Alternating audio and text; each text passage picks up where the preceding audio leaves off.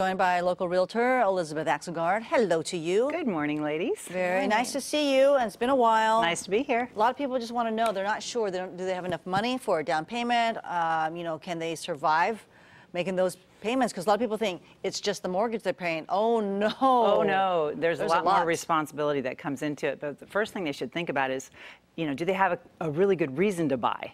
Okay. So you shouldn't feel pressured by your parents or your friends to buy a house. Do you have a good reason to buy a house? Other than I want a house? Other than I want a house. And how long are you going to be there? Are you going to be there for more than 5 minutes? Is your job stable? Do you have are you getting married? Are you getting divorced? There's usually something that occurs that makes people want to buy. And then once they figure out that they're going to buy, then do you have enough money? Can you afford to buy? Yeah. So that's a good question. You can get into houses now with 3.5% down. There's financial assistance. I think we have a screen up there that basically, if you don't want your house payment to be more than 45% of your income that you have coming in. So in other words, your debt load, your house and your car payment and your student loans and everything shouldn't equal more than 45%. And quite frankly, that's pretty high. So for me to be comfortable, I wouldn't want it to be more than 35%. And then if you don't necessarily, like the scenario I believe they showed was with 80% financing, 20% down. Yeah. So I don't think you necessarily need to have 20% down.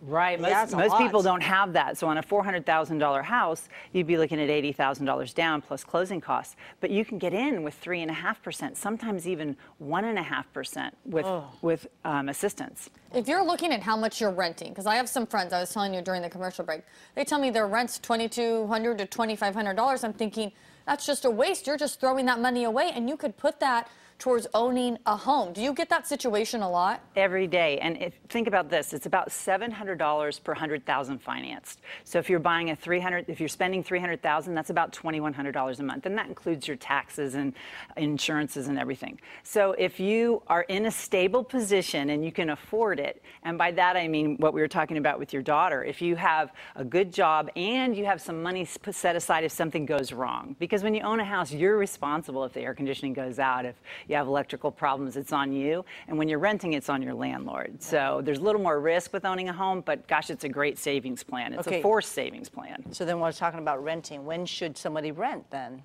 Well, if you're going to be in an area for less than 2 years, you should rent. If you're not really comfortable taking on that responsibility of owning a home, you should rent. If you're 85 years old and there's no reason for you to build equity in a house, then you should rent. Let somebody else take care of it for you.